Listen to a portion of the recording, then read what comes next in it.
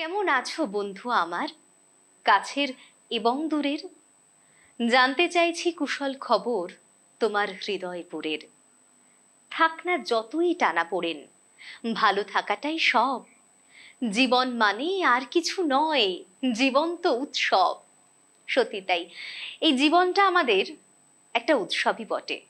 আর এই জীবনের প্রতিটা ক্ষণে, প্রতিটা মুহূর্তে উৎসবের মতো করেই আমরা বাঁচি। আর ঠিক সেই কারণেই এই উৎসবের আমেজে আরও একটা অনুষ্ঠান নিয়ে, কথায় কথায় না বলা কথা, এই অনুষ্ঠান নিয়ে চলে এসেছি আপনাদের সাথে আড্ডা দিতে। আপনাদের বন্ধু পৌলমী, পৌলমী মোদক। আর আজ কথায় কথায় না বলা কথা এই অনুষ্ঠানে যে শিল্পীকে নিয়ে চলে এসেছি, আলাপ করব তার সাথে। শেখর প্রামাণিক দাদা, স্বাগত জানাই আপনাকে আমাদের আজকের অনুষ্ঠানে। হ্যাঁ দাদা, কোথা থেকে আসা হচ্ছে? আমি থাকি আসানসোলে, পশ্চিম বর্ধমান জেলার কয়লাখনি অঞ্চল আসানসোল। আসানসোলে আমার বসবাস। আচ্ছা, যেটা বলছি মানে আপনার সঙ্গে কিছুক্ষণ আগে কথা হচ্ছিল আপনার কার্যক্রম নিয়ে, তার থেকে একটা কথা আমার মনে হচ্ছে, সেটাই আমি ভাগ করে নিচ্ছি আমাদের দর্শক বন্ধুদের সাথে, যে আপনি ভারী অদ্ভুত এক মানুষ। মানে সবাই চায় শিল্পী হতে, কিন্তু এই যে একজন শিল্পীকে তৈরি করা, শিল্পকে তৈরি করা, এটা কিন্তু খুব কম মানুষের মধ্যে দেখা যায়। মানে হয়তো আমার কথায় সবটা পরিষ্কার হলো না, আমি আপনাকে অনুরোধ করব যে এই কথাটা মানে আমাদের দর্শক বন্ধুদের আপনি আপনার মুখেই বলুন। দেখুন, অ্যাকচুয়ালি শিল্পকে তৈরি করা বা শিল্পীকে তৈরি করার মতন ধৃষ্টতা আমার নেই। আমি ততটাও কিছু জানি না, বা আমি এখনো এই ব্যাপারে একদমই অজ্ঞ বলতে পারে। কিন্তু এই সংস্কৃতি, বাংলার সংস্কৃতি বা শিল্প, এটা আমি অন্তর থেকে খুব ভালোবাসি এবং প্রাণ দিয়ে করি এটা। তো তৈরি করা ঠিক নয়, কিন্তু আমি কি চাই যে প্রতিটা মানুষের কাছে সুস্থ সংস্কৃতি পৌঁছে যায় এবং গোটা বিশ্বের দরবারে বাংলা সংস্কৃতি পৌঁছে যায়, এইটুকুই আমার চাওয়া। ঠিক সেটাই, মানে এটাই বোধহয় একজন প্রকৃত শিল্পীর উদাহরণ হতে পারে। আর একজন শিল্পী আছেন আমাদের সঙ্গে, তার কাছে আমরা চলে যাব। দিদি, আপনাকেও স্বাগত জানাই আমাদের আজকের অনুষ্ঠানে। আপনার নাম শুনবো আপনার মুখেই। নমস্কার, আজ ফ্রেন্ডস টিভিতে আমি সৌমিতা গোস্বামী, দমদম থেকে। আজ এখানে আসতে পেরে খুব ভালো লাগছে এবং সবাইকে আমার আন্তরিক ধন্যবাদ জানাই এবং সাথে পৌলমীকেও আমার অনেক অনেক ধন্যবাদ জানাই। আপনাদেরও অসংখ্য ধন্যবাদ প্রথমেই জানাই। আর দিদির কাছে আজকে আমরা প্রথমেই কি শুনবো?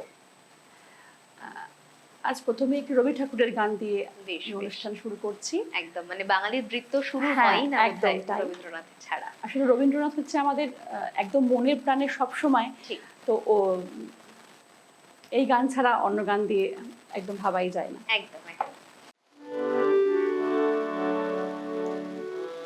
জগতে আনন্দ যোগে আমার নিমন্ত্রণ, জগতে আনন্দ যোগে আমার নিমন্ত্রণ। ধন্য হলো, ধন্য হলো মানব জীবন, জগতে আনন্দ যোগে আমার নিমন্ত্রণ।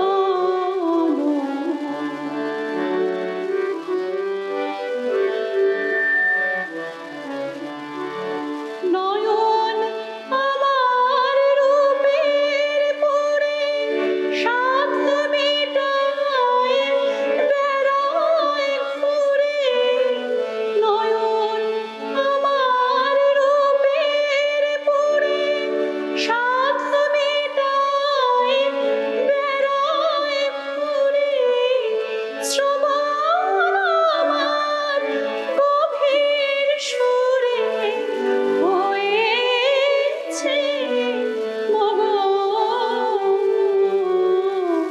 জগতে আনন্দ যোগে আমার নিমন্ত্রণ।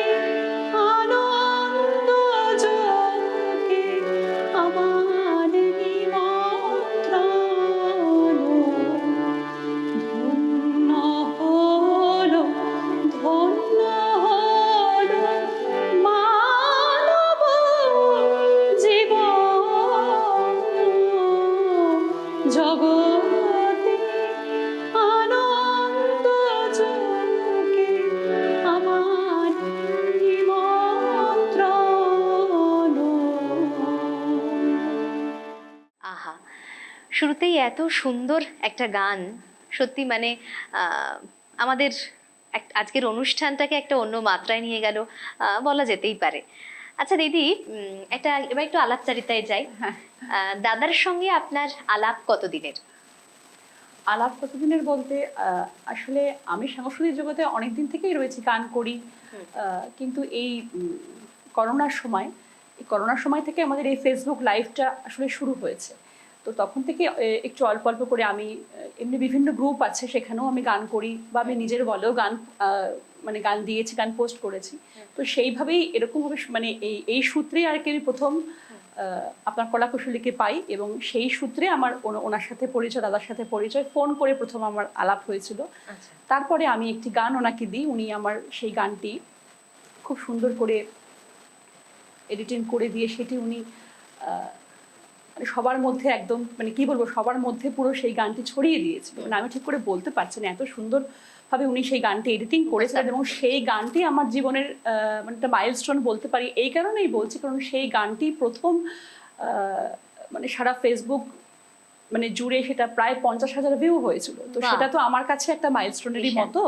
তো সেইভাবে সেই সূত্রে আমার ওনার সাথে আলাপ। তারপরে আস্তে আস্তে কলাকুশলীতে আমি লাইভ করি, এবং এখন আমি কলাকুশলীর একদম নিয়মিত শ্রোতা, দর্শক, এবং এখন তো আমি আর দাদা একদম বন্ধুর মতো হয়ে গেছি। আমাদের সাথে একদম একটি মানে কি বলবো, একদম মানে সেই পারিবারিক একটা সম্পর্ক আমাদের মধ্যে একদম গড়ে উঠেছে। একদমই তাই। আচ্ছা, এ তো গেল কলাকুশলীর কথা। এমনি সাংস্কৃতিক জীবনে মানে আপনার এই সঙ্গীত জীবনের শুরুটা যদি একটুখানি কিভাবে সঙ্গীত হয়েছিল জীবনের সেটা শুরু বলেন। বলতে আমি তো একদম মানে খুব একদম সে বাচ্চা বয়স থেকেই আমি গান করছি, এবং এর জন্য মানে সম্পূর্ণই আমার মা এর জন্য আমাকে এত সুন্দরভাবে উনি আমাকে এগিয়ে নিয়ে গেছেন। মার প্রেরণা মানে এখানে না থাকলে আমি হয়তো এটুকুনিও মানে এটা মানে যা বোধহয় সবারই, হয়েছি, হ্যাঁ সবার জীবনেই কম বেশি, তবে আমার জীবনে আমার মাই সব। সেই মানে একদম মানে মানে আমি ঠিক গুছিয়ে হয়তো বলতে পারছি না, এত সুন্দরভাবে সেই একান্নবর্তী পরিবারের সব ঝামেলাটুকুকে সামলে যে আমাকে নিয়ে এইভাবে গানের পেছনে প্রেরণা দেওয়া, উৎসাহ দেওয়া, সেটা সবটাই আমার মায়ের। এবং মায়ের জন্যই আমি সত্যি কথা বলতে কি এত দূর এসে পৌঁছেছি। এবং অবশ্যই আমার জীবনে আমার গুরুরা তো রয়েছেন, আমি অনেক গুরুর কাছেই গান শিখেছি এবং এখনো শিখছি। তো এই মুহূর্তে আমার গুরু হচ্ছেন শ্রী শান্তনু ভট্টাচার্য। আমি একদম ছোট্ট বয়স থেকে ওনার কাছে শিখেছি। উনি ছাড়াও আমার অনেক গুরু ছিলেন। আর জীবনে তো এরকম আরো অনেক গুরু পেয়েছি। আর আমার বিবাহ সূত্রে তো আমি এখন ইয়েতে কি বলে দমদমে আমার শ্বশুর বাড়ি, তো সেখানে আমি এই গানটাকে নিয়ে এখনো পর্যন্ত এভাবে নিয়ে যেতে পারছি, চর্চা করতে পারছি। সেটাও মানে এর জন্য আমার স্বামী, আমার শ্বশুর শাশুড়ি সবাইকে আমি মানে প্রথম জীবনে যেরকম মা সবটুকু আড়াল করে আপনাকে এগিয়ে দিয়েছে, আর এখন সেটা আপনার স্বামী এবং আপনার পরিবার আপনাকে এগিয়ে নিয়ে যাচ্ছে। এভাবেই আমি এগিয়ে চলছি। বেশ। আর একই প্রশ্ন দাদার কাছে রাখবো যে সাংস্কৃতিক জীবনের মানে কলাকুশলীর আগে আপনার যে সাংস্কৃতিক জীবন আপনার কিভাবে শুরু, আপনি একটু যদি আমাদের বলেন। অ্যাকচুয়ালি প্রতিটা মানুষের ভেতরে আমরা পশ্চিমবাংলার বাঙালি মানুষ এবং বাংলা সংস্কৃতির তো একটা ঐতিহ্য রয়েছে। হয়তো অন্তরে কোথাও কিছু একটা ছিল, কিন্তু ভালোবাসতাম, গান শুনতে ভালোবাসতাম, কবিতা শুনতে পড়তে ভালোবাসতাম, নাটক দেখতে ভালোবাসতাম। এরকম ভাবে বিশেষ কিছু বলার নেই। ছোটবেলায় যেমন যাই, কবিতা আবৃত্তি করার প্রতিযোগিতা হয়, সেরকম ভাবেই, বিশেষ কিছু ভাবে নয়। অ্যাকচুয়ালি ব্যাপার হচ্ছে যে যখন অতিমারি হলো 2020 সালে, অতিমারির সময় তখন আসলে মনে হতে পারে যে আমার মনে হয় গোটা পৃথিবীর অসুখ হয়েছিল সেই সময়। তার কারণ শুধু মানুষ চলে যাচ্ছেন, পরিচিত মানুষরা মারা যাচ্ছেন, একের পর এক গ্রাম, একের পর এক শহর, এলাকা, পাড়া শেষ হয়ে যাচ্ছে।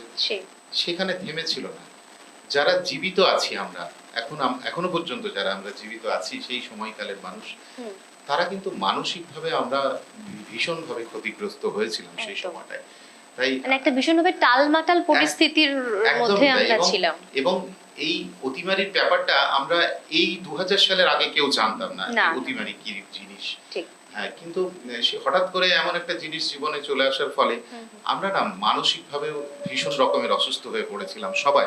ঠিক। যারা শারীরিকভাবে অসুস্থ হয়ে আমাদের ছেড়ে চলে গিয়েছেন তারা তো গেছেনই, কিন্তু আমরা যারা এখনো রয়েছি তারা মানসিকভাবে বিকারগ্রস্ত হয়ে পড়েছিলাম। তাই আমার মনে হয় যে মানসিক অসুস্থতাকে সুস্থ করতে সংস্কৃতি বা সঙ্গীতের থেকে বেশি কিছু কোনো বড় দাওয়াই বা ওষুধ হয় না। একদম একদম। একদমই। তবে তো- আমার এটাও মনে হচ্ছিল দাদা, আপনার কথা শুনতে শুনতে একটা ছোট্ট তথ্য ভাগ করে নিচ্ছি, যে আমরা এই সময়টা সত্যি ভীষণভাবে একটা বিকারগ্রস্ত হয়েছিলাম, কিন্তু সাংস্কৃতিক দিক থেকে আমাদের এটা কিন্তু অনেকটাই বেড়ে গেছিল। মানে বিভিন্ন ফেসবুকে বলুন আর বিভিন্ন জায়গাতেই আমরা সাংস্কৃতিক যে একের পর এক আমরা চর্চাটা আমাদের মধ্যে ছিল, এবং সর্বক্ষণের চর্চা, এইটাতে কিন্তু বোধহয় আমরা আরো অনেকটা উঠে গেছিলাম। হ্যাঁ, এই কথা সূত্র ধরে আপনার প্রশ্নের শুরুতে যেতে হয় আমাকে। হ্যাঁ, আপনি আমাকে বললেন যে এই কলাকুশলীর আগে আমার সংস্কৃতি জীবন কর্মকাণ্ডের কেমন? কথা। ঠিক। ব্যাপারটা হচ্ছে কি জানেন, আমাদের ভেতরে সংস্কৃতিটা বিরাজ করে। একদম। আমরা আমাদের আনন্দে বা আমাদের বেদনায় বা জীবনের যে কোনো সংকট মুহূর্তে গিয়ে সেই সংস্কৃতিকে আষ্টে পৃষ্ঠে জড়িয়ে ধরি। তাই আপনি যেটা বলছেন যে অতিমারির সময় আমরা সংস্কৃতিটাকে আরো ফেসবুকে এভাবে প্রচার পেয়ে গেল, মানে মানুষের যখন কোনো কিছু নেই, কিচ্ছু করার নেই, অফিস যাওয়া নেই, বাইরে যাওয়া নেই, কোনো সাধারণ কাজকর্ম নেই, তখন মানুষ সংস্কৃতিকে আঁকড়ে ধরেছিলেন। অন্য কিছুকেও তো আঁকড়ে ধরতে পারতেন, কিন্তু মানুষ সেটাকে ধরেননি, সংস্কৃতিকে আঁকড়ে ধরেছিলেন। অতএব জীবনের প্রতিটা ক্ষেত্রে ব্যবহারিক জীবনে সংস্কৃতি কিন্তু একদম মানে অবশ্যম্ভাবে জরুরি, ভীষণ জরুরি, এবং সেটা আমাদের সবার মধ্যে রয়েছে। আপনিও তো খুব ভালো আবৃত্তি শিল্পী, আমি একজন দক্ষ সঞ্চালিকাও আপনি, তো তো আপনারও কি তাই মনে হয় না ব্যাপারটা? তাই একদম একদম, মানে আমিও এটার মানে পরিপূর্ণভাবে সমর্থন করছি যে আমাদের সাংস্কৃতিক জীবনটা, মানে সংস্কৃতির পরশ না থাকলে বোধহয় কোনোভাবেই আমরা মানসিক এটা মানে কাটিয়ে উঠতে পারি না, তাই না? একদম। তো আমি আবৃত্তি তো শুনবো, মানে আমি যেহেতু শুনে নিলাম আবৃত্তি আপনি করতেন ছোটবেলা থেকে, আবৃত্তিতে তো যাবো। না, ছোটবেলা থেকে আবৃত্তি করতাম এরকম ব্যাপার নয়, কিন্তু আবৃত্তি শুনতেন? আমরা কেউ কিছু না কিছু করতাম, কখনো না কখনো কেউ না কেউ আমরা করতাম। আমার বাবারা হাত ধরে নিয়ে গিয়েছেন, তারপরে হয়তো কেউ ডাক্তার হয়েছে, কেউ ইঞ্জিনিয়ার হয়েছে। এবং তখন হয়তো বা আবৃত্তিটাকে আমরা আবৃত্তি বলতাম না, তখন আমরা ওই বলছে একটা ছড়া, সেই হিসেবে আমরা রিপ্রেজেন্ট করতাম।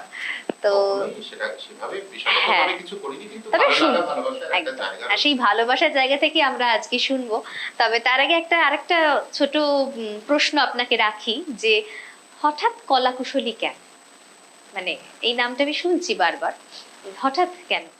আসলে এই নামটার মধ্যে আমরা, জীবনটা তো একটা রঙ্গমঞ্চ এবং একটা খেলাঘর, এখানে আমরা সবাই এক একজন কলাকুশলী। যারা গান করেন, যারা কবিতা বলেন বা যে কোনো রকমের পারফরমেন্স করেন, তারা শুধু কলাকুশলী নন, যারা শোনেন এবং যারা উৎসাহ দেন, তারা সকলে মিলে আমরা এক একজন নিজের নিজের ক্ষেত্রে কলাকুশলী। তাই 2020 সালে যখন কলাকুশলীর জন্ম হয়, যে মুহূর্তে জন্ম হয়েছিল, একদম সেকেন্ডের মধ্যে আমার প্রথম শব্দ মাথায় এসেছিল শিরোনাম হিসেবে বা নামকরণ হিসেবে কলাকুশলী এসেছিল, এবং সেদিন থেকে এই কলাকুশলী নামটাই আছে। বিশেষ কিছু ব্যাপার নেই, হঠাৎ করে মাথায় আসা একটা শব্দ এবং এক শব্দের একটা নাম, সেই নাম কলাকুশলী। এবার পরবর্তীকালে আমরা কলাকুশলীর সঙ্গে আরো পরিচিত হব, তবে ওই যে বলছিলাম যে একটা আবৃত্তি কিন্তু দাদাকে শোনাতেই হবে। কি শোনাচ্ছেন আমাদের প্রথমেই? কবিতা। আমি তো দক্ষ আবৃত্তি শিল্পী নই, তাই আমার স্মৃতিও অতটা কাজ করে না। মোটামুটি কিছুটা দেখে নিয়ে একদম একদম দেখে নিয়ে আপনার নিশ্চয়ই কোনো অসুবিধা নেই। হ্যাঁ, প্রথমে পুজো কাছাকাছি চলে এসেছে, আর রবীন্দ্রনাথ ছাড়া তো আমরা ভাবতেই পারি না কিছু, তাহলে আমার এই কবিতায় থাকছেন রবীন্দ্রনাথ এবং পুজো। কাছে এলো পুজোর ছুটি, রোদ্দুরে লেগেছে চাঁপা ফুলের রং, হাওয়া উঠেছে শিশিরে শিরশিরিয়ে, শিউলির গন্ধ এসে লাগে, যেন কার ঠান্ডা হাতের কোমল সেবা। আকাশের কোণে কোণে সাদা মেঘের আলস্য, দেখে মন লাগে না কাজে। মাস্টার মশাই পড়িয়ে চলেন পাথুরে কয়লার আদিম কথা। ছেলেটা বেঞ্চিতে পা দোলায়, ছবি দেখে আপন মনে কমল দিঘির ফাটল ধরা ঘাট আর ভঞ্জদের পাঁচিল ঘেঁষা আতা গাছের ফলে ভরা ডাল। আর দেখে সে মনে মনে তিসির খেতে গোয়ালপাড়ার ভিতর দিয়ে রাস্তা গেছে এঁকে বেঁকে, হাটের পাশে নদীর ধারে। কলেজের ইকোনমিক্স ক্লাসে খাতায় ফর্দ নিচ্ছে টুকে, চশমা চোখে মেডেল পাওয়া ছাত্র। হালের লেখা কোন উপন্যাস কিনতে হবে, ধারে মিলবে কোন দোকানে। মনে রেখো পাড়ের শাড়ি, সোনায় জড়ানো শাঁখা, দিল্লির কাজ করা লাল মখমলের চটি, আর চাই রেশমে বাঁধাই করা অ্যান্টিক কাগজে ছাপা কবিতার বই। এখনো তার নাম মনে পড়ছে না। ভবানীপুরের তেতলা বাড়িতে আলাপ চলছে সরু মোটা গলায়। এবার আবু পাহাড় না মাদুরা, না ডালহৌসি কিংবা পুরী, না সেই চিরকেলে চেনা লোকের দার্জিলিং।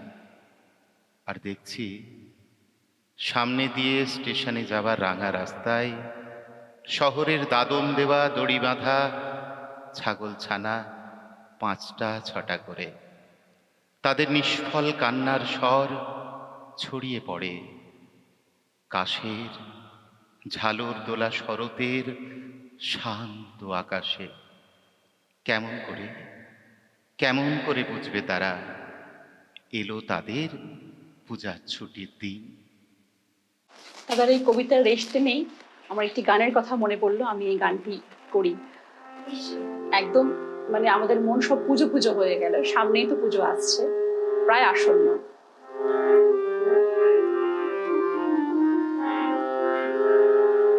শিশিরে শিশিরে শারদ আকাশে ভোরে আগমনী। শিশিরে শিশিরে শারদ আকাশে ভোরে আগমনী। শিউলি ছড়ানো দিনানেশে, শিউলি ছড়ানো দিনানেশে চিরদিনে পানি ভোরে আগমনী। শিশিরে শিশিরে শারদ আকাশে ভোরে আগমনী।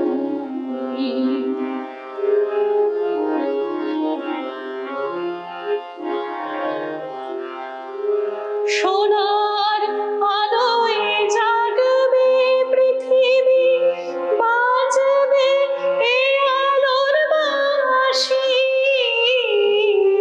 সোনার আলোয় জাগবে পৃথিবী, বাজবে এ আলোর বাঁশি।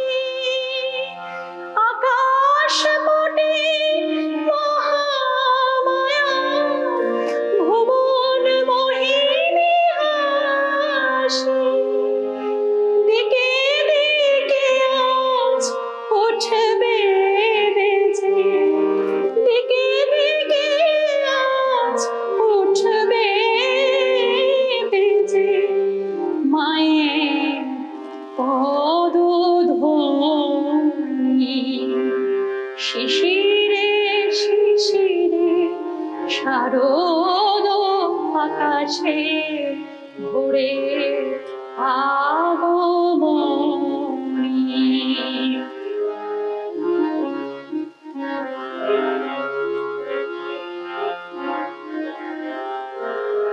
বিশ্ব আজকে ধ্যান মগ্ন, উদ্ভাসিত আশা। বিশ্ব আজকে ধ্যান মগ্ন, উদ্ভাসিত আশা। তাবিত তৃষিত ধরায়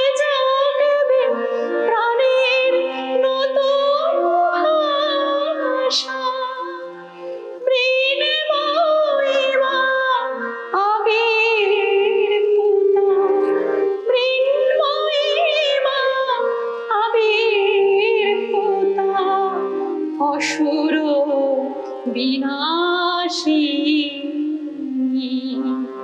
শিশিরে শিশিরে শারদ আকাশে ভোরে আগমনী, শিউলি ছড়ানো দিনানেশে, শিউলি ছড়ানো দিনানেশে চির দিনের বাণী ভোরে আগমনী, শিশিরে শিশিরে শারদ আকাশে ভোরে আগমনী। এক মুঠো টাটকা শিউলি ফুল কেউ যেন ছুঁড়ে দিল। ভীষণ ভীষণ ভীষণ ভালো। মানে ওই যে বলে না পুজোর গন্ধ, সেই পুজোর গন্ধটা আমরা পেলাম দিদির গানে। তবে যাই হোক না কেন, সময়টা কিন্তু এখন বড্ড অন্যরকম, পরিস্থিতিটা একটু অস্থির। মানে আমরা যতই বলি না কেন, তবে এটাকে কিন্তু আমরা এড়িয়ে যেতে পারি না, তাই না দাদা? হ্যাঁ, তো আমার বড্ড একটা প্রশ্ন করতে ইচ্ছে করছে যে সংস্কৃতি কি পারবে এটাকে আমাদেরকে ওভারকাম করিয়ে দিতে? আলবাত পারবে। সংস্কৃতির একটা একটা শক্তি রয়েছে, হুম। তার ইতিহাসও রয়েছে। যে কোনো সংকটকালে, আমরা যদি 1947 সালের আগে চলে যাই, হুম। ভারত স্বাধীন হওয়ার আগে, তো সংস্কৃতি কতটা অংশ নিয়েছিল। রবীন্দ্রনাথের তাসের দেশের নাটক হুম। কতটা কার্যকর হয়েছিল, বা ধরুন সেই গান আমরা আজও গেয়ে চলি যে কোনো এইরকম সংকট মুহূর্তে আমরা কারা রইল কপাল দেওয়ার গান।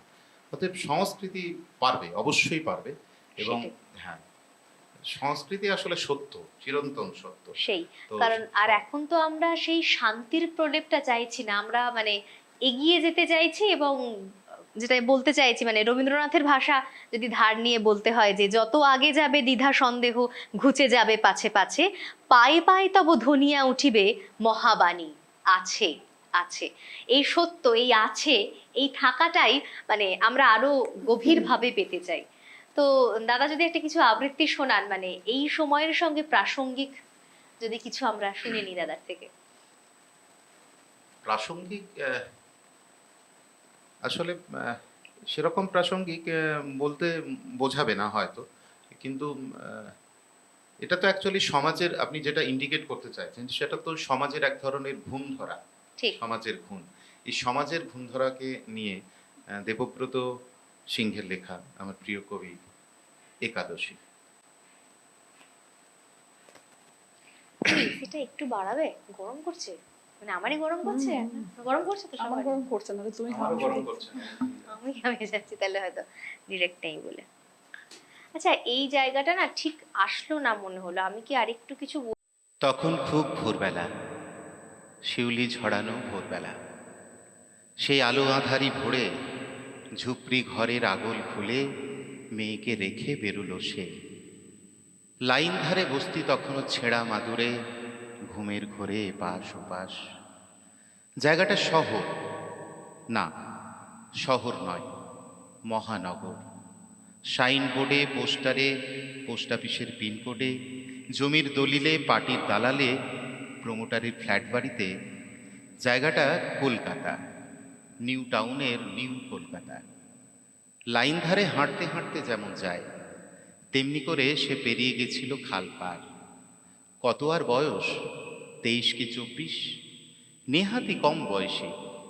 তবু ফ্ল্যাট বাড়ির পলক মাখা বৌদিমণিরা সবাই তাকে ডাকে কাজের মাসি। আসলে তার নাম একাদশী। বউ ঠ্যাঙানো স্বামী সতীন ঘর গেরস্থি ছেড়ে সুন্দরবনের বন বাদার নদী নালা ভেঙে একদিন এক ফাগুন মাসের জ্যোৎস্না রাতের রাত দুপুরে কি জানি কি করে পালিয়ে এলো সে পরপুরুষের ভালোবাসার হাত ধরে। তারপর লাইন ধারে ঝুপড়ি ঘরে বছর ঘুরতে না ঘুরতেই নীলরতনে খুঁকি হলো। তখন ভালোবাসার কালো ভ্রমর নতুন আর এক ফুলের খোঁজে হঠাৎ একদিন উড়ে চলে গেল। পোড়া কপাল একেই বলে, বিধিলিপি। তবু কপালকে না দোষে সব শৈলে একাদশী। শ্যামলা বরণ মায়ের কোলে, আলো বরণ কচি মেয়ের হাসি। কে যেন বলল তাকে, তুই ছিলে একাদশী, এ হবে পূর্ণিমা, একদিন তাই হবে। এই ভেবে ভেবে ফ্ল্যাট বাড়িতে বাসন মেজে ঘর মুছে দেখতে দেখতে একদিন এক রোদ সকালে খুঁকির চুলে রিবন বেঁধে পিঠে বইয়ের ব্যাগ ঝুলিয়ে তাকে স্কুলে পাঠিয়ে দিল একাদশী। তারপর ওইটুকুনি একরত্তি মেয়ে এক্কা দোক্কা খেলার মতো এ ক্লাস থেকে সে ক্লাস লাফাতে লাফাতে চলল এগিয়ে। সবে সহজ পাঠের শেষে সে তখন ধরল কিশলয়। পড়শিলা বলল, আমাদের ঝুপড়ির ঘরের মেয়েদের এত লেখাপড়া করে কি হবেটা শুনি। ফ্ল্যাট বাড়ি রোজকেরে গিন্নিরা একে একে ডেকে বলল, ও একাদশী, তোমার ওই ফুটফুটে মেয়েটাকে একটু দাও না গো, খাওয়া দেব, পড়া দেব, টাকা পয়সা সব দেব। কাজের মধ্যে কাজ, শুধু রিমোট হাতে টিভি দেখবে আর বাচ্চা কাঁদলে ঘুম পাড়াবে, দোলনাতে দোল খাওয়াবে। কানে একটু ছোট একাদশী, তবু এসব খাটো কথায় কান দেয়নি সে। এ বাড়ি ও বাড়ি গায়ে গতরে খেটে খুঁটে সকাল সন্ধে মেয়ের পড়ার টিউশনি দিয়ে পূর্ণিমা দেখার স্বপ্নটাকে নষ্ট করেনি সে। ও একাদশী, তোরা তো কষ্টের স্বপ্নটাকে এই শিউলি ছড়ানো ভোরে কারা দিয়ে গেল নষ্ট করে। ওইটুকু ফুলের মতো শিশুর শরীর, যে শরীরের পাপড়ি ছেড়ে ফালা ফালা করে বিবস্ত্র করে রক্তাক্ত করে ফেলে দিয়ে গেল কোন শকুনের দল। কোথায় সান্ত্বনা দেবে তা নয়, ঠোঁট উল্টে পড়শিরা দিলে উপদেশ। কেন বাবু, একলা ঘরে এত ভোরে মেয়েকে ফেলে কাজে যাওয়া, যা দিনকাল পড়েছে আজকাল। মেয়ে বড় হলে অমন বেহুশ হলে চলে। বলতে বলতে থানা পুলিশ, বলতে বলতে ক্যামেরা কাঁধে মিডিয়া, খানিক বাদে বস্তিবাসীর রক্ষকর্তা, মহামান্য পুরো পিতা, পুরো মাতা, পার্টির নেতা। ও একাদশী, তুই কিছু বল না লো ছুঁড়ি। লাশ নিয়ে যাই পুলিশে, তুই কিছু বল না। মুখ দিয়ে কোনো রা নাই, চোখ দিয়ে কোনো জল নাই। আমাদের বস্তির ঘরে এমনটা ঘটনা রোজই ঘটে, তার জন্য কি এমন পাষাণী হলে চলে? সেদিন সন্ধেবেলা আলো জ্বলল না রাস্তার মোড়ে। সেদিন সন্ধেবেলা অন্ধকার, গোটা নিউ টাউন জুড়ে বিদ্যুৎ বিকলের সর্বাগ্রাসী অন্ধকার। রাত বাড়লে বাড়িউলির 12 ঘর এক উঠোনের চালির খাপড়ার চালে, কদম গাছের ডালে ডালে জোনাকিরা এলো উড়ে। তারা বলল, ও একাদশী, তুই অমন করে মাটিতে উপুড় হয়ে পড়ে কেন? বনে বাদারে জলে জঙ্গলে বাঘের সাথে লড়াই করা মানুষ তোরা, সেখানে কটা হায়নার ডরে পড়ে থাকলে চলে? তখন কি যে হলো, ধরফর করে উঠল সে। তখন কি যে হলো, রুক্ষ চুলের মাথার ভিতর লাখে লাখে ঝিঝি পোকা ডাকতে লাগলো। সে মরণ খাকিও ডাকতে ডাকতে কাঁপতে কাঁপতে সাপুরের ঝাঁপি থেকে ছাড়া পাওয়া গোখরোর মতন ফুঁসে উঠল সে। তারপর অন্ধকার ঘরে সারা ঘর হাতড়ে কি যেন খুঁজতে লাগলো। হাতে ঠেকলো না কিছুই। লোহার বটিটা পড়েছিল, সেটাকে হাতিয়ার করে হাতে তুলে নিয়ে দাঁড়ালো সে। আশেপাশের টালির খাপড়ায় পড়শিদের নাক টাকানি ঘুম, আর অদূরে নিশ্চিন্তে ঘুমের ঘোরে বৌদিমণিদের সারি সারি ফ্ল্যাট বাড়ি।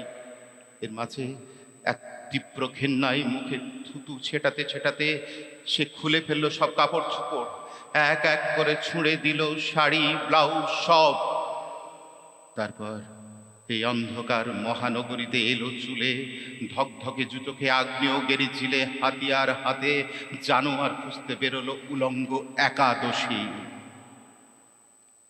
মাননীয়গণ, মহানগরীর গলিপথে বা রাস্তায়, প্রকাশ্য দিনের বেলায় অথবা ঝলমলে নিয়ন আলোয় কৃষ্ণকায় নগ্ন এই নারীর সঙ্গে দেখা হলে দোহাই দোহাই আপনাদের, ওকে আপনারা কেউ পাগলি বলে ডাকবেন না, ওকে আপনারা কেউ পাগলি বলে ডাকবেন না।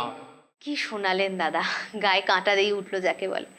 সত্যি এই একটা গল্প, গল্প তো নয় ঠিক, বাস্তবের মাটি থেকে নিয়ে আসা এই গল্প এ এক অন্যরকম অনুভূতি দেয়। মানে আর একটা যে লাইন আপনি বললেন যে এটা এদের জায়গা নয়, এদের জায়গা হচ্ছে বাঘেদের সঙ্গে লড়াই করার মানুষেরা।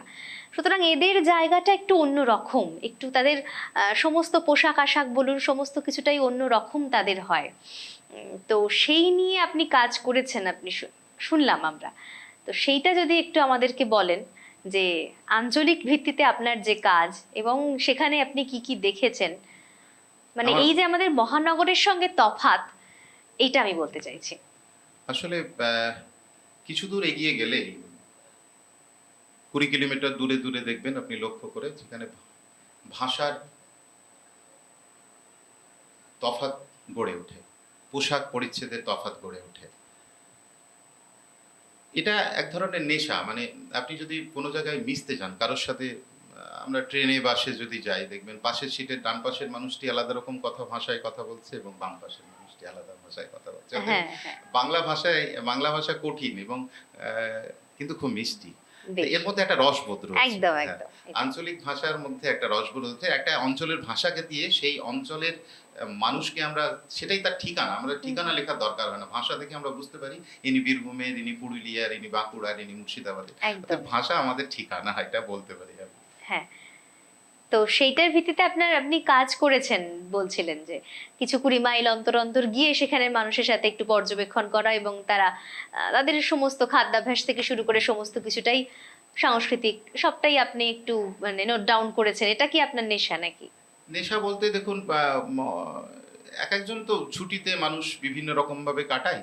আমি গ্রামাঞ্চলে যাই, তারপরে সেখানে গিয়ে তাদের সাথে কথা বলি, তাদের খাদ্যাভ্যাস, তাদের জামা কাপড় পরার অভ্যাস, চলন, তাদের দিন এগুলো দেখার চেষ্টা করি, আমি বুঝতে চেষ্টা করি যে আমাদের সাথে তাদের কতটা তফাৎ। হ্যাঁ, আচ্ছা। সবার মধ্যেই ভালো গুণ রয়েছে, ভালো কিছু রয়েছে। ঠিক। তো সেই ভালোগুলোকে গ্রহণ করে, এবং যেমন ধরুন আপনাকে আমি উদাহরণ দিয়ে বলতে পারি যে আমি যদি আপনাকে জিজ্ঞেস করেন যে আপনি সন্ধ্যাবেলা টিফিন খান প্রতিদিন, আপনি বলবেন হ্যাঁ আমার ঠিক নেই, পেলে খেলাম, না পেলে না খেলাম। কিন্তু যদি এটা পুরুলিয়ায় গিয়ে কাউকে জিজ্ঞেস করা হয়, তাহলে তারা বলবে যে পালিত খালি, না পালিত না খালি। আচ্ছা, ঠিক এইরকম টাইপের তফাৎ রয়েছে। তফাৎ রয়েছে। হ্যাঁ, তারপরে ধরুন জামা, আমরা জামা বলে থাকি, কেউ শার্ট বলি, অনেক রকম ভাবে বলি আমরা ন্যাচারালি তথাকথিত ভাষায়। কিন্তু আপনি যদি পিরান শব্দের অর্থ জামা, এরকম ছোট ছোট অনেক শব্দ। হ্যাঁ, পিরান, বীরভূমে পিরান আমরা বলি কোথায় গিয়েছিলেন, আর বীরভূমে গিয়ে বলে কোতি গেলছিলা। এই যে ব্যাপারটা মানে একটু তফাৎ করে। হ্যাঁ, তো তার মধ্যে একটা মিষ্টি স্বাদ রয়েছে, সেটা আমাকে খুব টানে এবং আমি খুব আকর্ষিত হই বলতে পারেন। তো এরকম মিষ্টি স্বাদের একটা আবৃত্তি শুনবো নাকি আপনার থেকে? তাহলে আমি আর অন্য জেলায় যাই কেন, আমাদের ওই দিকেরই ভাষা নিয়েই একটা কবিতা। বেশ বেশ। অরুণ কুমার চট্টোপাধ্যায়ের লেখা, শ্রদ্ধেয় কবি। কবিতাটার গল্প হচ্ছে যে কৃষ্ণ বৃন্দাবনে না থেকে, মানে আসানসোলে যদি উনি জন্মগ্রহণ করতেন, আচ্ছা, তাহলে কি হতো? আসানসোলে তো কয়লা খনি অঞ্চল, বৃন্দাবনে না থেকে উনি যদি আসানসোলে জন্মগ্রহণ করতেন। বেশ, শুনবো আমরা। কৃষ্ণ যদি জন্ম লিথ আমাদেরই আসানসোলে, ডুলি চাইপিয়া নাইমথ ঠিকে খাদের তলে, কালা চাঁদের অঙ্গ ভৈথ কয়লা কালায়, সোডা সাবুন ঘৈস্থ দমে কুয়া তলায়। জল ভরিতে দেখে রাধাই, কৃষ্ণ বলথ জল ঢালি দে আমার মাথায়। রাধা বলথ হে বাবা দেখে লিবে সব্যজনে। কৃষ্ণ বলথ মনে লিছে সুখেই ছিলুম বৃন্দাবনে। রাধা বলথ বৃন্দাবনে থাকলে এখন খাইতে কি, বাঁশি বাজায় জুটথ নাই হে পেট খুরাকি। কৃষ্ণ বলথ বাঁশি লয় হে বাঁশি লয়, মেশিন ধরতু মথুরাতে, মাড় ভাত মিলথ ঠিকই তেল সুধারি কারখানাতে। কি সুন্দর, মানে ভীষণ মিষ্টি একটা আবৃত্তি শুনলাম বলা যেতে পারে। আর একটুখানি আপনার কলা কুশলীর কাছে যেতে ইচ্ছে করছে। এখন বর্তমানে কলা কুশলী সদস্য সংখ্যা কত? 93K এবং 93K। ওরে বাপরে, অনেক, অনেকই। আচ্ছা, কার্যক্রম কিভাবে হয় কলা কুশলীর? কার্যক্রম কিছু না, প্রথম প্রথম যখন শুরু হয় তখন কলাকুশলীর কাজ কি হুম। কলাকুশলীর উদ্দেশ্য কি, এটা আমরা প্রথমে বুঝিয়েছি মানুষকে। হুম। বুঝিয়েছি যে আমরা এইভাবে কাজ করতে চাইছি, আমাদের স্বার্থটা কি, সংস্কৃতির যে স্বার্থ, সাংস্কৃতিক স্বার্থ, সেই কথা বলেছি। এবং বহু গুণী মানুষ, আমি ব্যক্তিগতভাবে নাম করতে চাই না, কিন্তু তারা নিজস্ব জায়গায় সত্যি অনেকে প্রখ্যাত মানুষও রয়েছে একদম। এবং প্রান্তিক অঞ্চলের মানুষরাও রয়েছেন এবং প্রখ্যাত অখ্যাত মানুষ মিলিয়ে সবাই মিলে যারা রয়েছেন তারা সকলে সহযোগিতা করেছেন এবং প্রচুর ভালো ভালো শিল্পী, ইভেন মুম্বাই ইন্ডাস্ট্রিতে টিভিতে যাদের আমরা রিয়েলিটি শোতে দেখেছি বা কলকাতার রিয়েলিটি শোতে যারা দেখেছি, এরকম শিল্পীরাও গান গেয়েছেন এবং প্রান্তিক অঞ্চলের বাচ্চা বাচ্চা ছেলেমেয়েরা তো গিয়েইছে। তো তো এই চলছে, এভাবেই হয়েছে। তাদের বুঝিয়েছি যে আমরা এই কাজ করতে চাইছি, তাদের ভালো লেগেছে। সবগুলো অনেকগুলো ভালো মানুষ এক জায়গায় একটা ছাতার তলায় আসলে যেমন একটা হওয়া উচিত ঠিক সেরকমই হয়। এভাবেই কলাকুশলী হয়েছে। মানে মানুষকে স্বপ্ন দেখা, মানে স্বপ্ন দেখানোটা আপনার একটা কাজ বলা যেতে পারে। না, আমি ঠিক তা বলবো না। মানুষকে স্বপ্ন দেখানো নয়, মানুষ নিজে নিজেই নিজের জীবন নিয়ে একটা স্বপ্ন দেখেন। হ্যাঁ, প্রতিটা মানুষ স্বপ্ন দেখেন। ঠিক। তার সেই স্বপ্নটাকে এগিয়ে দিতে গেলে তার কাঁধের সাথে কাঁধটাকে মিলিয়ে দেওয়া। একদম। যেমন আপনাদের এই যে মানে বাস্তবের ফ্রেন্ডস মাটিতে। টিভি, বন্ধু তোমার পাশে আছি। আছি। তো এটাই তাই, বন্ধু হয়েই পাশে থাকা। আর আপনাদের যা কাজ, আমারও ঠিক তাই কাজ, কিন্তু আপনাদের মাধ্যমটা আলাদা, আমাদের মাধ্যমটা আলাদা, কিন্তু আমাদের উদ্দেশ্যটা কিন্তু একই। বাহ, ভীষণ সুন্দর করে দাদা আমাদের বুঝিয়ে দিলেন। আচ্ছা, এবার একটু দিদির কাছে যাই, মানে অনেকক্ষণ কথা শুনছি, এবার একটা মিষ্টি গান শুনবো। এরপর শ্রদ্ধা জটিলেশ্বর মুখোপাধ্যায়ের কথায় সুরে একটি গান করি।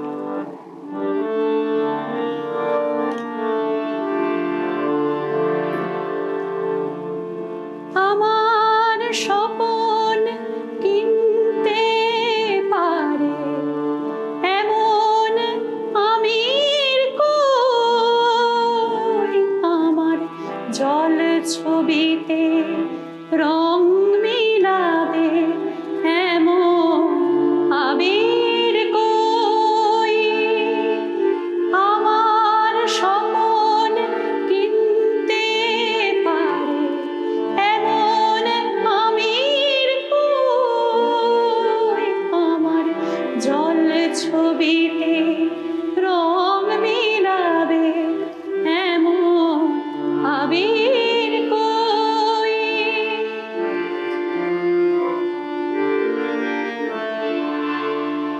আমি দুঃখের সিংহাসনে বসে সুখের বিচার করি, আমি ভাবের ঘরে অভাবটুকু আখরে দিয়ে ধরি, আমার পরম বন্ধু হবে এমন অধীর কই, আমার জল ছবিতে রং মিলাবে এমন আবির কই, আমার স্বপন কিনতে পারে এমন আমির কই, আমার জল ছবিতে রং মিলাবে এমন আবির কই।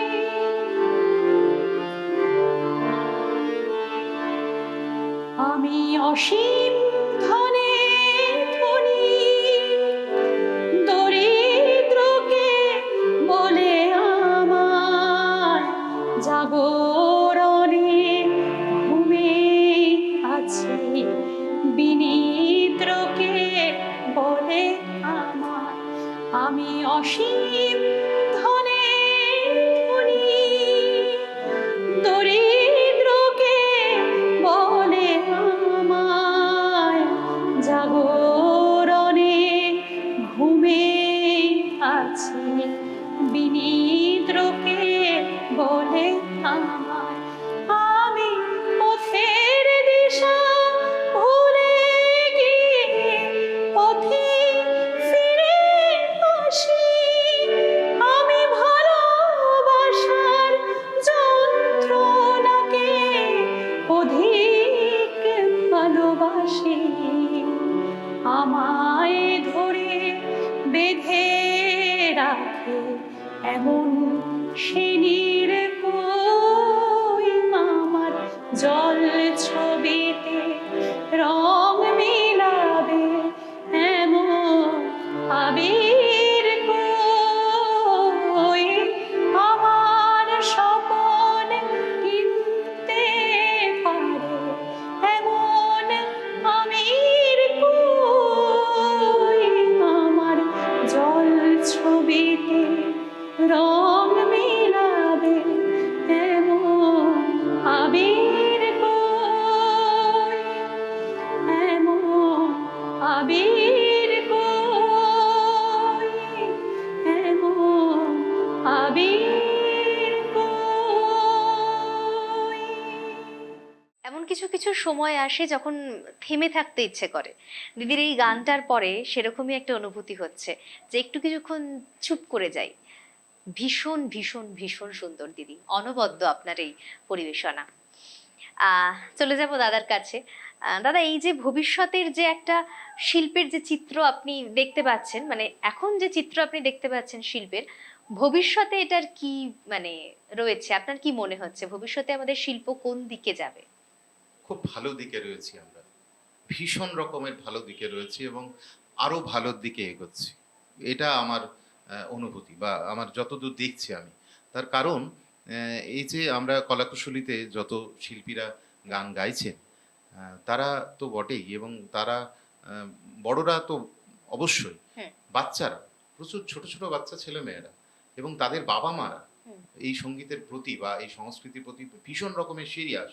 এবং এটা এরকম নয়, মানে শুনতে খারাপ লাগলেও আমি একটা কথা বলতে চাই, সেটা হচ্ছে যে অনেকদিন আগে আমাদের শৈশবকালে যখন আমাদের মা মাসিদের দেখেছি, তখন ওই দুটো চারটে গান শিখিয়ে, মানে ওই বিয়েতে দেখতে আসবে বাড়িতে, ঠিক। তখন মা একটা গান গেয়ে শোনাও বললে ওইটুকু গান শেখানোর মধ্যেই সীমাবদ্ধতা থাকতো, হুম, সীমাবদ্ধ থাকতো সেখানে। হুম। কিন্তু এখন সেই জায়গাতে নেই। এখন মানুষ সত্যি সিরিয়াসলি গানটা নিয়ে ভাবছেন এবং গান শিখছেন। শুধু গান নয়, কবিতাও শিখছে হুম, এবং নাচেও শিখছে এবং খুব সিরিয়াস এখনকার বাচ্চারা এবং তাদের পিতামাতারা অনেকেই সিরিয়াস। এবং তাই দেখে মনে হচ্ছে এবং খুব আনন্দ হয় যে হ্যাঁ। সত্যি আমরা যেটা চাইছি হ্যাঁ, সেই পথেই সেই রয়েছে, পথেই সঠিক পথে রয়েছে। রয়েছে এবং ভবিষ্যৎ সত্যিই উজ্জ্বল। কারণ অনেক ক্ষেত্রেই এই একটা মানে দ্বন্দ্ব চলে আসে যে না, সংস্কৃতির অপপ্রয়োগ হচ্ছে, আবার আমাদের যেন কোনো সময় মনে হয় যে না, আমরা তো এগিয়ে দিচ্ছি, সংস্কৃতি কি সত্যি অপপ্রয়োগের দিকে যাচ্ছে? সেটার জন্যই আমি আপনাকে প্রশ্নটা করলাম, যেহেতু আপনি এত প্রত্যক্ষভাবে আপনি সংস্কৃতির সঙ্গে যুক্ত, প্রতিনিয়ত আপনার এই চর্চা রয়েছে। দেখুন আহ, প্রচুর বড়, মানে একটা বিশাল বিষয়, হ্যাঁ, সেখানে দু নিঃসন্দেহে। একটা খারাপ কিছু থাকতেই পারে, থাকতেই পারে। সব সমাজে সব স্তরেই হয়তো এরকম খারাপ ভালো মিশিয়ে রয়েছে, কিন্তু আমি যে কথাটি বলছি সেটি অনুপাতের হিসেবে বলছি। অনুপাতিক দিক থেকে আমরা এগিয়ে রয়েছি এবং সংস্কৃতির ভবিষ্যৎ উজ্জ্বল।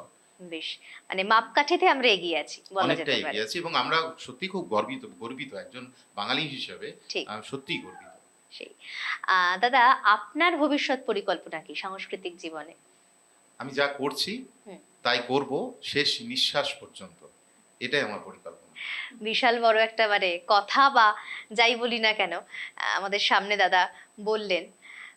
শেষ করব আমরা দাদারই একটা আবৃত্তি দিয়ে, কারণ ওই যে সময়টা তো চোখ রাঙাচ্ছে, শেষের দিকে আমাদের যাচ্ছে, তো শেষ করতে ইচ্ছে না করলেও শেষ করতে হবে, তবে শেষ করব দাদার একটা আবৃত্তি দিয়ে। দেশ পরাজিত করবার পর তাদের প্রিয় নেতা মুস্তফা কামাল পাশাকে নিয়ে আনন্দে গান গাইতে গাইতে সৈন্য শিবিরের দিকে ফিরে যাচ্ছে। সৈন্যবাহিনী দাঁড়াইয়া হাবিলদার মেজর তাহাদের মার্চ করাইবার জন্য প্রস্তুত হইতেছিল, আর বিজয় উন্মত্ত সৈন্যদল গাহিতেছিল, ওই খেপেছে পাগলি মায়ের দামাল ছেলে কামাল ভাই, অসুরপুরে সোর উঠেছে জোরসে সামাল সামাল তাই, কামাল তুনে কামাল কিয়া ভাই, হো কামাল তুনে কামাল কিয়া ভাই, quick March left right left, ওই খেপেছে পাগলি মায়ের দামাল ছেলে কামাল ভাই, অসুরপুরে সোর উঠেছে জোরসে সামাল সামাল তাই, কামাল তুনে কামাল কিয়া ভাই, হো কামাল তুনে কামাল কিয়া ভাই, সাব্বাস ভাই সাব্বাস দি সাব্বাস তোর শামশেরে, পাঠিয়ে দিলি দুশ্মনে সব জম ঘরে একদম সেরে।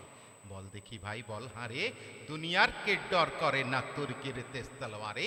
খুব কিয়া ভাই খুব কিয়া, বুজদিল ওই দুশ্মন সব বিলকুল সাফ হো গয়া। খুব কিয়া ভাই খুব কিয়া, হুর্রা হো হুর্রা হো। দুনুজগুলো ছমছে দাদা এমনি দামাল কামাল চাই। কামাল তুনে কামাল কিয়া ভাই, হো হো কামাল তুনে কামাল কিয়া ভাই। শির হতে পাও তাক ভাই, লাল লালে লাল খুন মেখে, রণভীতুদের শান্তি বাণী শুনবে কে। পিণ্ডারীদের খুন রঙিন, নখ ভাঙা ওই নীল সঙ্গীন, তৈয়ার হে হরদম ভাই ভর্ত জিগর শত্রুদের হিংসুক দল। জোর তুলেছি সত্যাদের, সাবাস জোয়ান সাবাস, খিনজিবি ওই জীবগুলোকে পায়ের তলায় দাবাস। এমনি করে রে এমনি জোরে রে, খিনজিবি ওই জীবগুলোকে পায়ের তলায় দাবাস। ওই চেয়ে দেখ আসমানে আজ রক্ত রবির আভাস। সাবাস জওয়ান সাবাস। হিংসুটে ওই জীবগুলো ভাই, নাম ডুবালে সৈনিকের, তাই তারা আজ নাস্ত নাবুদ। আমরা মোটেই হই নিজের, পরের মুলুক লুট করে খায়। ডাকাত তারা ডাকাত, তাই তাদের তরে বরাদ্দ ভাই আঘাত, শুধু আঘাত। কি বলো ভাই সাঙাত, হুর্রা হো হুর্রা হো। দনুজ দলে দলতে দাদা এমনি দামাল কামাল চাই। কামাল তুনে কামাল কিয়া ভাই, হো হো কামাল তুনে কামাল কিয়া ভাই। আজাদ মানুষ বন্দি করে, অধীন করে স্বাধীন দেশ, কুলুমুলুকের কুষ্টি করে জোর দেখালে কদিন বেশ। মোদের হাতে তোরকে নাচলে তাদিন তাদিন শেষ। হুর্রা হো হুর্রা হো। বদনসিবের বরাত খারাপ, বরাদ্দ তাই করলে কিনা আল্লাহ। পিশাচগুলো পড়লো এসে পেল্লাই, ওই পাগলাদের এই পাল্লাই, ওই পাগলাদের এই পাল্লাই। হুল্লা হো হুর্রা হো। ওদের অল্লা দেখে আল্লাহ ডরাই, হল্লা শুধু হল্লা, ওদের হল্লা শুধু হল্লা। এক মুরগির জোর গায়ে নেই, ধরতে আসেন তুর্ক তাজি মর্দ গাজি মোল্লা। হা হা হা হা, হেসে নাড়ি ছিঁড়ে বা, হা হা হা হা হা হা। দেখছো কি দোস্ত অমন করে, হো হো হো হো। সত্যির তো ভাই সন্ধেটা যে দেখতে যেন সৈনিকেরই বউ, শহীদ সেনার টুকটুকে বউ, লাল পিরাহান পরা, স্বামীর খুনে ছোপ দেওয়া তাই ডগডগে আন করা। না না না, কলজে যেন টুকরো করে কাটা, হাজার তরুণ শহীদ বীরের শিউরে ওঠে গাটা। আসমানের ওই সিং দরজায় টাঙিয়েছে কোন কষাই, দেখতে পেলে এক্ষুনি গেই ছোড়াটা কলজেতে তার খসাই, মুন্ডুটা তার খসাই। গোস্বাতে আর পাইনে ভেবে কি যে করি দশাই। আহা কচি ভাইরা আমার রে, এমন কাঁচা জানগুলো খান খান করেছে কোন সে চামার রে। আহা কচি ভাইরা আমার রে, আসমানের ওই আংরাখা, খুন খারাবির রঙ মাখা। কি খুবসুরত বারে বা, জোর বাজা ভাই কাহার বা, হোক না ভাই কারবালা ময়দান। আমরা যে গাই সোচ্চারি জয় গান, হোক না ভাই কারবালা ময়দান। হুর্রা হো হুর্রা হো, মাক টাইম। দ্রম দ্রম দ্রম দ্রম দ্রম দ্রম। হিংস্র ওরা হিংস্র পশুর দল, বৃদ্ধ ওরা লুব্ধ ওদের লক্ষ্য অসুর বল। হিংস্র ওরা হিংস্র পশুর দল, জালিম ওরা অত্যাচারী, সার জেনেছে সত্য যাহা অত্যাচারী। জালিম ওরা অত্যাচারী, সৈনিকের এই গৈরিকে ভাই জৌর অপমান করলে ওরাই দায়িত্ব। ওদের মুখ কালো আজ খুন যেন নীল জল। ওরা হিংস্র পশুর দল, ওরা হিংস্র পশুর দল। Forward, left wheel, left right left. সাচ্চা ছিল সৈন্য যারা শহীদ হলো মোরে, তোদের মতন পিঠ ফেরেনি প্রাণটা হাতে করে ওরা শহীদ হলো মোরে। পিটনি খেয়ে পিঠ যে তোদের ঠিট হয়েছে কেমন, পৃষ্ঠে তোদের বর্ষা বেঁধা বীর সে তোরা এমন। মুর্দারা সব যুদ্ধে আসিস, যা যা খুন দেখেছিস বীরের, হাত এক টকটকে লাল, কেমন গরম তাজা। মুর্দারা সব যা যা, এরাই বলেন হবেন রাজা রে যা যা। উচিত সাজা তাই দিয়েছে শক্ত ছেলে কামাল ভাই। এই তো চাই এই তো চাই, থাকলে স্বাধীন সবাই আছি, নেই তো নাই এই তো চাই। মার দিয়া ভাই মার দিয়া, দুশ্মন সব হার গয়া, কিল্লা ফতে হো গয়া, परवाह नहीं जाने तो भाई जो गया, किल्ला फते हो गया। हुर्रा हो हुर्रा हो हुर्रा हो हुर्रा हो। ওই শুনেছিস ঝকরাতে সব বলছে ডেকে বউ দলে, কে বীর তুমি, কে চলেছ চৌদলে। চিনিস নাকি এমন বোকা বনগুলি সব, কামাল, এ যে কামাল, পাগলি মায়ের দামাল ছেলে, ভাই যে তোদের, তা না হলে কার হবে আর রোশন এমন জামাল। কামাল, এ যে কামাল, উড়িয়ে দেব পুড়িয়ে দেব ঘর বাড়ি সব সামাল, ঘর বাড়ি সব সামাল। আজ আমাদের খুন ছুটেছে, হোস উঠেছে, ডগমগি জোশ উঠেছে, সামনে থেকে পালাও। সত্যি কিন্তু ভাই, যখন মোদের বক্ষে বাঁধা ভাইগুলির ওই মুখের পানে যায়, তখন কেমন সে এক ব্যথায়, তখন প্রাণটা কাঁদে যে সে। কে যেন দুই বজ্র হাতে চেপে ধরে কলজে খানা পেশে। ঘুমোও পিঠে, ঘুমোও বুকে, ভাইটি আমার আহা। বুক যে ভরে হাহাকারে, যতই তোরে সাবাস দিই, যতই বলি বাহা। লক্ষ্মীমণি, ভাইটি আমার আহা। সোনামানিক ভাইটি আমার ওরে, বিদায় বেলায় আরেকটিবার যা দিয়ে ভাই চুমো। অনাদরের ভাইটি আমার, মাটি মায়ের কোলে এবার ঘুমো। ঠিক বলেছ দোস্ত তুমি চোস্ত কথা, আই দেখি তোর হস্ত চুমি। মৃত্যু এরা জয় করেছে, কান্না কিসের, আবজাম জামালের আপনি গিয়ে কলসি বিষের। কে মরেছে, কান্না কিসের, বেশ করেছে দেশ বাঁচাতে আপনারই জান শেষ করেছে। বেশ করেছে শহীদ, ওরাই শহীদ, বীরের মতো প্রাণ দিয়েছে খুন ওদেরই লোহিত। শহীদ ওরাই শহীদ, হুররা হো হুররা হো, ভাই বেরাদার পালাও এখন দূর হো, হুররা হো হুররা হো। হও হও হও, কমল জি তারাও, কমল জি তারাও। ও কে আসে, আনোয়ার ভাই, আনোয়ার ভাই, আজি জানোয়ার সব সাপ। जोर नाचो भाई हर दम दाओ लाओ, আজি जानवर सब साप। सब कुछ अब्दुर रहो, हुर रहो, रंजिते जोर मन मेतेছে সালাম সবাই সালাম। নাচে না থামারে, জখমি গাইর ভাইকে আগে আসতে নামারে। নাচে না থামারে কে ভাই, হা হা সালাম। ওই শোন শোন সিপাহশালার কামাল ভাইয়ের কামাল। সালাম সবাই সালাম। শাবাশ সিপাহী, হল্ট, শাবাশ। এক এক দো এক, এক দো এক। ওই খেপেছে পাগলি মায়ের দামাল ছেলে কামাল ভাই। অসুরপুরে শোর উঠেছে জোরসে সামাল সামাল তাই। কামাল তুনে কামাল কিয়া ভাই, তুনে কামাল কিয়া ভাই, তুনে কামাল কিয়া ভাই। বহুত খুব, বহুত খুব। লেখকের কথা ধার নিয়ে বলতে ইচ্ছা করছে, আপনি কামাল কিয়া। ভীষণ সুন্দর। একটা অনবদ্য পর্বে আমরা রইলাম। আবৃত্তি শুনলাম, অনবদ্য আবৃত্তি, গান শুনলাম, অনবদ্য গান, এবং যে কথাগুলো, কথায় কথায় নাওয়ালা কথার যে কথা, সেগুলোও অনবদ্য। আপনাদের দুজনকেই অসংখ্য ধন্যবাদ জানাই আমাদের এই অনুষ্ঠানে আসার জন্য, আমাদের সমৃদ্ধ করার জন্য। আপনাদের দুজনেরই পথ, ভবিষ্যতের পথ আরো সুন্দর হোক এই আশা রেখে আজকের মতো এই অনুষ্ঠান। আপনাকেও অনেক অনেক ধন্যবাদ। খুব সুন্দর সঞ্চালনা করলেন, আমাদের সাথে সাথে এতক্ষণ ছিলেন, এবং ফ্রেন্ডস টিভিকে ধন্যবাদ, শামশেরদাকে অনেক অনেক ধন্যবাদ। আমাদের সাথে এইভাবে যোগাযোগ করে এই অনুষ্ঠান করতে পারা সত্যি আমরা কৃতজ্ঞ, এবং আমরা চাইবো সবাই আপনাদের সাথে আসুন। আমাদের সাথে যারা রয়েছেন তারা ফ্রেন্ডস টিভির সাথেও আসুন। তাদের ট্যাগলাইন হচ্ছে বন্ধু তোমার পাশে আছে। তারা ফ্রেন্ডস টিভি আপনাদের পাশেই থাকবেন বন্ধু হিসাবে, এইটুকু আমরা তো অবশ্যই আশা করব। অনেক ধন্যবাদ আপনাকে। ধন্যবাদ আপনাদেরও, এবং এই যে আশা, সেই আশাটা যেন আপনাদেরও করি যে চোখ রাখবেন ফ্রেন্ডস টিভির পর্দায়। আজকের মতো নমস্কার।